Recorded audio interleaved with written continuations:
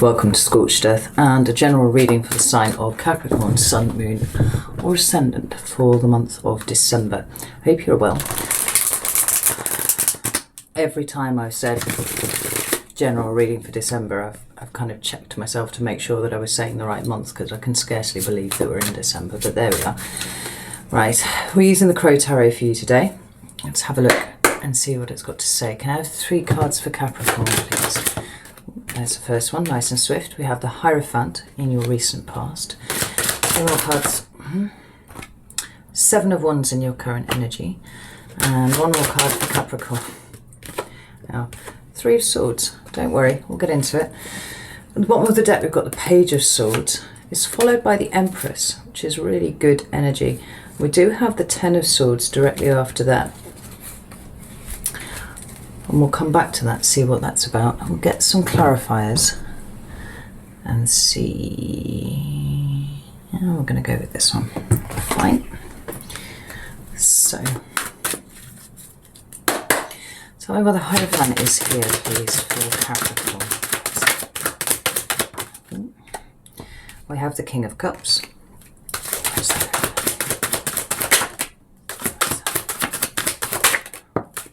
And the Star. Yeah, card of Aquarius. What an interesting read this is panning out to be already. Why is the 7 of Wands here, please? Oh shit. See if I can get that without setting fire to my hair. Ugh. We have the Knight of Swords. Capricorn, 7 of Wands. And the 3 of Pentacles. And then the 3 of Swords. Why is that here for Capricorn, please? We have the Wheel of Fortune. 3 of Swords, please. 4 of Cups. Intriguing. We have the 7 of Cups at the bottom of the deck, followed by the 5 of Cups. This is very interesting. I don't want you to worry. I don't feel like it's cause for concern, but we will pull some more cards along the way, because there does seem to be some challenging energy here, and I would be lying to you if I said it wasn't. So the very first card that we've got in your recent past is the Hierophant. Now that's the card of your Capricorn, the card of Taurus, so it's fellow earth sign energy to you, and it indicates those things that are well established, you know, long-standing and somewhat hierarchical in nature. So we can talk about jobs, we can talk about school, we can talk about university, that kind of thing. Any sort of institution where there's kind of a hierarchy involved. It can be society in general. And it's clarified by the King of Cups and the Star. The King of Cups is Scorpio energy, but it talks about emotional maturity.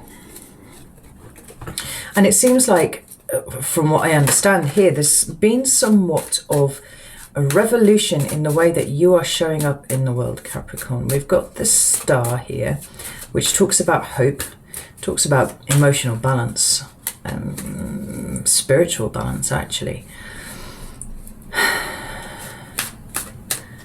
and progression. There's a feeling of you having moved away from something that has been very rigid, and maybe that was your worldview, Capricorn, that's possibly a thing, that through some sort of emotional transformation, some emotional revolution, has shifted a path that you found yourself on. And the Star card speaks about connection to me, but it's a very pure form of connection. I notice that the woman is naked, and that often indicates, you know, a level of vulnerability. Are you allowing yourself to show up in a more vulnerable way in the world? Well, quite possibly. I like the Hierophant. Why is that here, please? Thank you. I've got the 10 of Cups. Makes sense. And the Knight of Cups. Oh, I'm going to shut this window. We have the Ace of Cups at the bottom of the deck. This really does genuinely feel like an emotional revolution. I might call the video that, actually, because what you are now focusing on is the 10 of Cups and the Knight of Cups. It's not only those things that are emotionally important to you, and family is indicated very, very strongly there. But the way you show up in the world has undergone somewhat of a transformation too. You know, there's very little here indicating work, and a lot on emotional things, right? We've got the Ace of Cups here, and that is sometimes new love, but it can be a renewal of love, and it doesn't have to be for another person. It can be for a situation, but it can be for yourself. It speaks about forgiveness, it speaks about compassion, and it speaks about acceptance. And all the way through this year, there's been a very nuanced shift that's been happening for you, whereby your attention is shifting from notions of achievement and validation through achievement, status, material well-being, all that sort of thing. For some of you, it feels like you're finding a spiritual path, where if I'd said that to you a year ago, you'd have probably laughed in my face and don't be so ridiculous. You know, there's an elevation here of attention from those things that are strictly material in nature to those things that are a little less easy to pin down. And I feel like your relationship with yourself is very, very different to where it was before. These shadow cards at the bottom of the deck here, the Five of Cups and the Seven of Cups, remember I've said it before about that tweet that I read once. In astrology we don't say that we have childhood trauma, we say we have Capricorn placements. It seems like you are finally at a point where you are paying attention to those and seeing where, for the most part, how you have shown up in the world since is this desperate chasing of achievement. Because it was about what you could do for the world rather than how you showed up in it. That's what's undergoing a shift. It's an acknowledgement of what has been painful, an acknowledgement of what you have been carrying with you for an awfully long time, which was, perhaps still is, a little bit bewildering, but it's shifting, you know. We've got the Seven of Wands in your current energy, and that's very interesting too. It can talk about a defensive energy, or it can talk about something more protective. And there is a nuance difference between the two. Tell me about the Seven of Wands, please. What's the Seven of Wands here for Capricorn?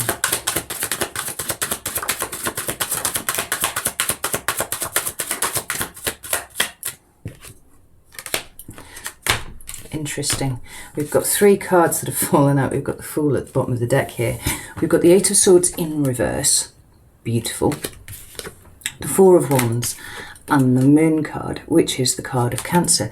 This feels like an exploration of your internal state, right? So you can see where you have held yourself back from committing too much to, you know, notions of home, because actually where you have felt most comfortable is in the workplace, where you were achieving and you were getting validation for that. Things of an emotional nature have been really, really hard for you for a very long time. But having spent a bit of time in contemplation of things, and maybe this has been conscious, or maybe this has been just a holistic shift that has happened that you can't even really pinpoint the root of. Either way, it's happened. And it's affecting how you go out into the world. Now you're looking for something different.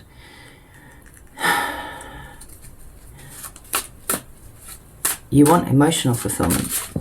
Now, the two cards that came out underneath to clarify were the Knight of Swords and the Three of Pentacles.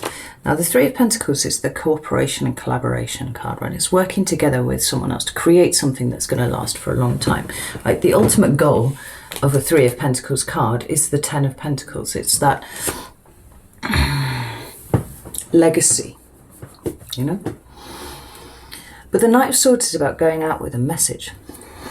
You know, it's communicating that. Tell me about the Knight of Swords, please. What's that here for Capricorn? Ooh, what have we got here? We've got the Hermit and the Nine of Pentacles. And notice the two cards that have flipped in the deck and are poking out are the Two of Cups there, which deals with emotional intimacy. It's not just partnerships, although it can indicate those. It talks about any kind of partnership. And as I was speaking about the Ten of Pentacles, that was the other card that flipped. This is about shared goals, shared visions, shared value systems, you know, those people with whom you share a connection when you meet them. And it's something emotional in nature. It's not about, you know, a work colleague who takes their job absolutely as seriously as you do. It's something beyond that. It's something a little bit more fulfilling than that. Now, when I clarified this Knight of Swords, which is Gemini energy, I got the Hermit and the Nine of Pentacles. Now, the Nine of Pentacles is about self-sufficiency and independence. It is, to all intents and purposes, that which Capricorn strives towards. Yeah. Well-dressed lady in a garden with a peacock and all that sort of thing. But it's funny. It varies from reading to reading whether I notice these pentacles in the background, because what this woman's done here is created herself a very attractive cage. That's where the pentacles are. The fixation on the pentacles has led to her feeling trapped inside that which she has created. And this seems to be what you've been exploring, you know, whether you're striving so hard for the material comfort, for the materialistic things, that you've missed out on a lot of other things besides. The peacock is a symbol of wisdom in the ancient world. It's very, very beautiful, but talks specifically about wisdom. And the peacock is set underneath the pentacles. It's almost like you're finally seeing that you have created a little cage for yourself. And maybe it's because you've overstretched yourself financially. That's probably not likely because you're a Capricorn. But it feels like it created a barrier between you and the emotional stuff on the other side of it. It feels like you are getting to a point now where you want to trample that down. Get it gone. Tell me why these Seven of Pentacles, Seven of Wands is here for the Knight of Swords. Page of Cups. This Page of Cups is interesting, and because usually it speaks to me about acceptance and forgiveness and compassion, sometimes apologies, that kind of thing, but it's a kind of darker version of the Page of Cups than that we used to see. Used to seeing. And so the Seven of Wands feels like approaching now a deconstruction of that way that you have chosen to protect yourself in this world, right? The way in which you have made certain things your focus so that you didn't have to think about the other things. It's all being pulled down. It's all getting examined. It's all getting broken apart now. And you've been leaning towards this all year, Capricorn, for sure. Tell me about this Three of Pentacles. Thank you. Oh, there you are, the Devil. Three of Pentacles, please. Yeah, I think that you've been so busy building. I mean, and that's what Capricorns do. They build.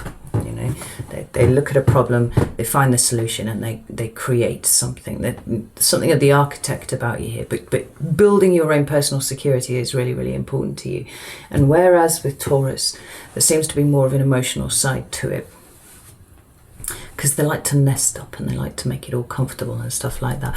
There's something far more rigid about the Capricorn approach to it. Security, extremely important. But there you are, as the Devil, kind of going into the woods. It's just like going for a walk in the woods to try and clear your head of things. And like where's the emotional stuff? Where's the connection? Where's the things that actually make us, you know, human rather than ants? And by ants, I don't mean minuscule and small. I mean just that constant need to build and work and work and work and work and work. Like, the Four of Swords is here, right? That's taking a break. It's the meditation card for me. It's like stepping back from a situation. Like, I feel like you are ready to pull this all apart, because you see where perhaps some of the relationships that you've been in have been ones that you've undertaken for logical reasons rather than ones of, you know, emotional connection. It's like, right, this person has good prospects, I have good prospects, we will make good children, we can go off together and do these things. And that doesn't have to be the relationship that you're in now. It could be one that, you know, from the past, a significant one from the past. That perhaps the ending of it is the thing that started a very, very slow shift in the way that you're doing things now. Because we've got this Seven of Cups, second time it's appearing here for you. It's a shadow card as well. We've got this one, she's looking at all of these cups, and cups are the vessels that hold water, right, which is the emotion in the tarot. But she's separated from the cups by this pane of glass. It's like, I can see it, but I can't quite touch it yet. It's on its way, Capricorn. I do believe it is. What did I call your last reading? Your last big one? I'm sure it was like something like the nuts and bolts of your construction. It's all being pulled apart. But in that kind of almost surgical way that you approach things sometimes. You know, and it's interesting because that approach that you have to the world, that kind of head down, concentrating, goal fixated kind of thing, no room for emotion either side, going to be very surgical about this, build things. You know, it's almost like you're turning that skill set in towards yourself, even though you're looking at things of an emotional nature. And that's interesting. Notice that this card is one that fell out to the side and I hadn't turned it over. I have turned it over now, and it's the Magician. The message of the Magician is that you have every tool at your disposal that you could possibly need to manifest whatever it is that you want into your life. And you know this. I feel like you do know this, because I don't think that you'd be spending that much time deconstructing, elaborate mazes that you've made inside yourself if you didn't think that they were there. Now, you're all smart. You work very hard. You're very, very focused. You know, you've got the Pentacles side of things sorted. You've absolutely got the Sword side of things sorted, because that's all up here. But the Wands and the Cups, a little bit elusive. So very, very tantalizingly close, but not quite there yet, but soon. Yeah. We've got the Empress at the bottom of the deck here. She is the archetypal mother, and it could be that for some of you, these issues that you have that are emotional in nature, remember, we don't say we have childhood trauma, we say we have Capricorn placements. It could be that your mother is at the root of some of these that you've had. And when it comes to things of an emotional nature, generally, more often than not, it's difficult relationships with your mother, but it could be your father too. If it isn't that, then we've got a Taurus stroke Libra, you know, energy down here, but it's about creating something new. Right? She's often depicted as pregnant, and indeed she is here in this card. But she's birthing something new into the world. What is being birthed into the world is a new version of Capricorn. This is so interesting to me, right? So I've been sat here doing these readings for you, and I have a fairly innate understanding of all the signs that I hope that I bring to the readings when I do these for you every month, right? But what I've seen, for the most part, is the signs stepping into their very well-known, very well-established, higher vibration version of themselves, right? I'm seeing this for Taurus, I'm seeing this for Leo, I'm seeing it for Pisces, even Cancer's getting there, Gemini's been up there for ages, you know. But there is one other sign, other than you, that appears to be turning the received wisdom of their sign upside down.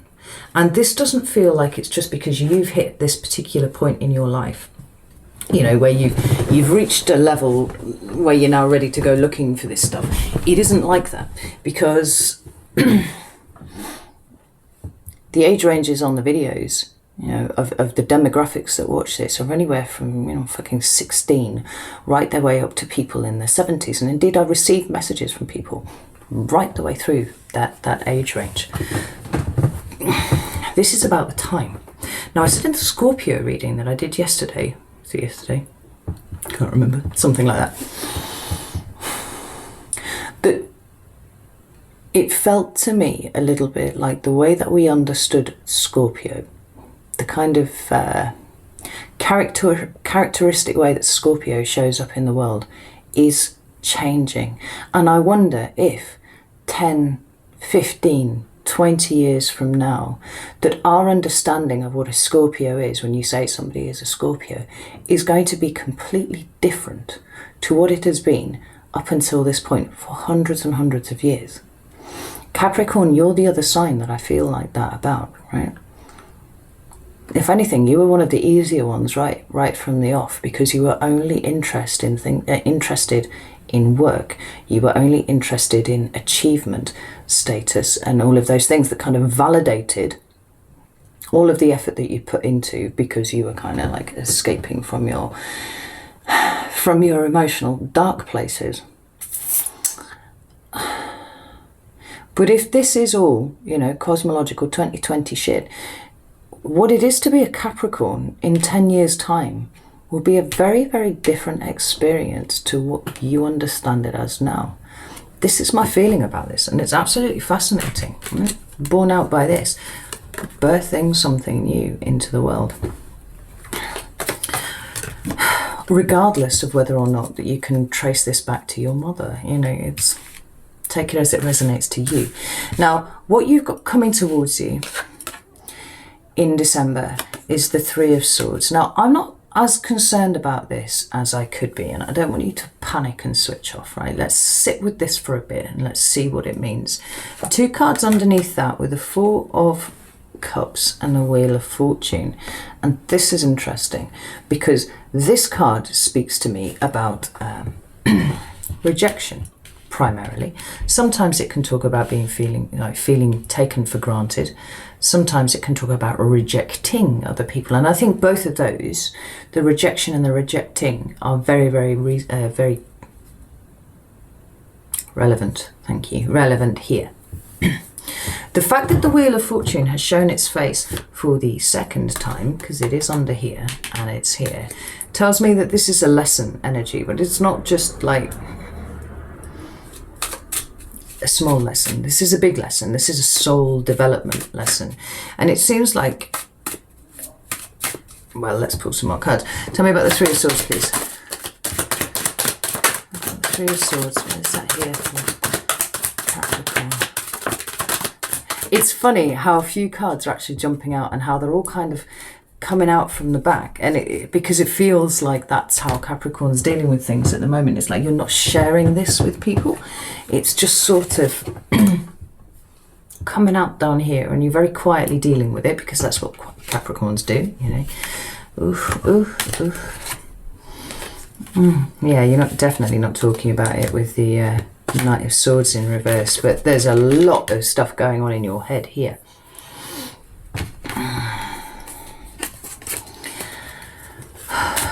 Why is the Three of Swords?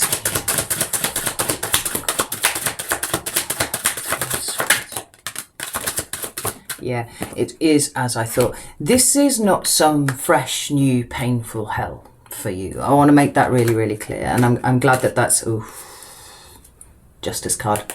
Also the card of Libra, interestingly, at the bottom of the deck. Before I go any further, Justice and the Wheel of Fortune together is huge karmic lessons. This is you working through karmic energy, right? We've got the Three of Wands and the Ace of Swords at the bottom there, under the, as the shadow cards for the reading. The Three of Wands is about how you live in the here and now, right? If the Two of Wands is like a crossroads energy, when the Three is when you're out there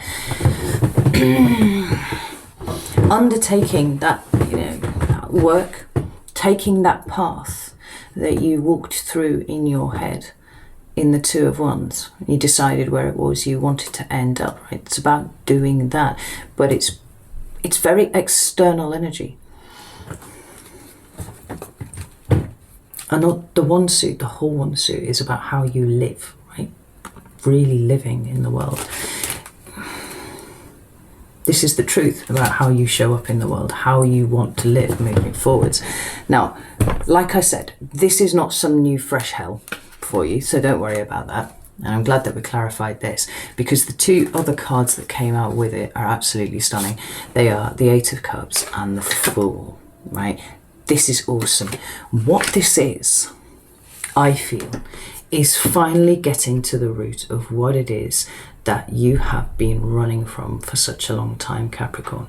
I can't actually begin to tell you how important this feels at this point. Because the Eight of Cups is not just about walking away from a circumstance or a situation or even a person or a relationship.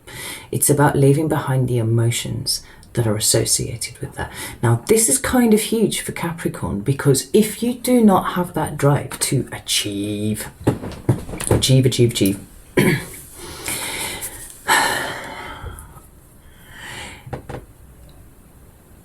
if you allow yourself to show up in the world as a soul, as a human who is completely valid regardless of what they can do for the world, who are you? Because it feels like there could be a minor identity crisis associated with this. I don't feel like it would last very long, to be honest. Maybe as long as it took you to get from here to here. But if you leave aside, if you leave behind all of those painful emotions that are associated with, you know, whatever you're running away from, why it was that you chose to focus on work rather than emotions. I mean, you want to try and pull an emotional layer back into your life for that kind of level of fulfillment. Then you're releasing that need to work quite so hard, and you're releasing yourself of a burden, huge burden. This energy here is not one that you would associate with Capricorn, right? This is liberated, this is free, this is kind of going where the flow takes you, and that's not the Capricorn way. The Capricorn way is the 5-year plan, the 10-year plan, and the absolute, you know, barreling towards that goal, so you can smash through any objectives, any goals, you know, and just light the place up with, you know, how well you've done a thing. There's a release of control issues implied by this here, Capricorn. And this is why it's such a big fucking lesson. This rejection thing, this is you getting your head around why it is that you've done that your entire life, where it was at some point that somebody gave you the impression that your feelings were not valid about X, Y, and Z. And I see you reclaiming that for yourself. We've got these two cards here, the Two of Pentacles and the Queen of Pentacles there. I see you reclaiming that. Reclaiming the validity of your emotions, reclaiming the validity of your existence just by fact that you exist, you know, bringing balance to an internal space that has been out of balance for a very long time, and starting to put your emotional well-being first, right? The Queen of Pentacles is all about nurturing energy for me, right? But principally the nurturing of yourself. It's about understanding your own worth and understanding that it's not about what you bring to a situation. It's not about what you achieve.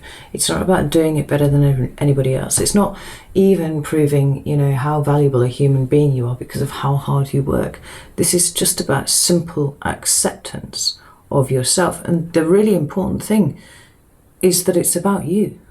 It's about you doing this towards you, not other people, because you may have found over the years that actually that you've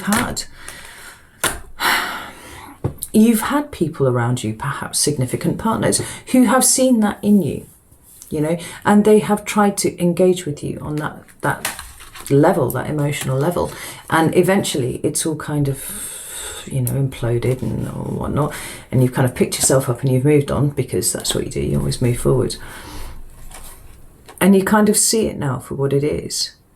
Now, I know I said I thought you might have a minor identity crisis, but honestly, I see it lasting like a matter of seconds, perhaps.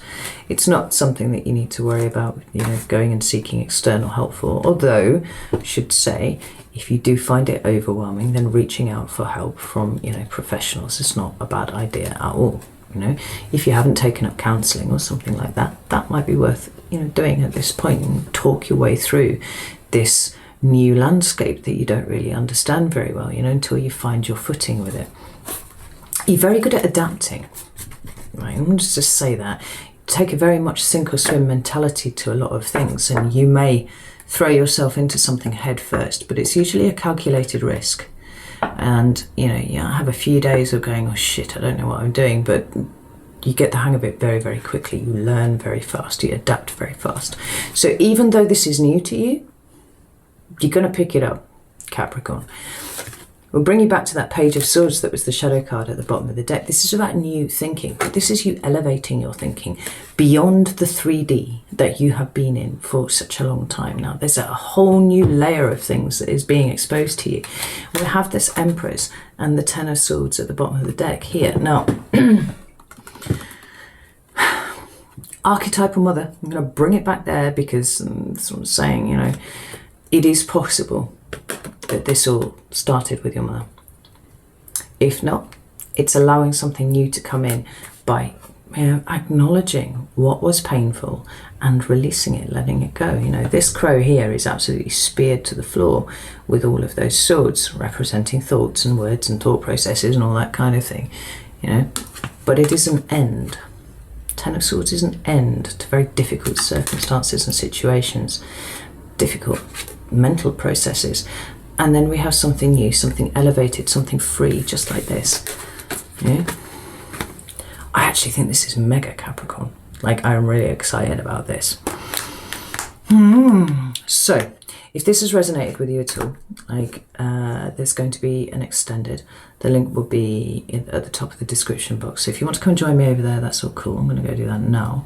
If not, then Capricorn, know that I am beholding your very secret, currently, transformation, and I am impressed by what I'm seeing. And like I said, I don't know if the Capricorn experience, or at least other people's perception of the Capricorn experience, is going to be that which we've known and understood for the last few hundred years, however long it's been, you know. I think it's shifting, I think it's changing, and I'm kind of excited to see what that brings as a cardinal sign. Yeah. Maybe it's the influence of Saturn starting to move off now. That's possible. Oh, it's absolutely fascinating. Anyway, know that I love you all very much, and I'll be back soon for the mid-month readings. Take care.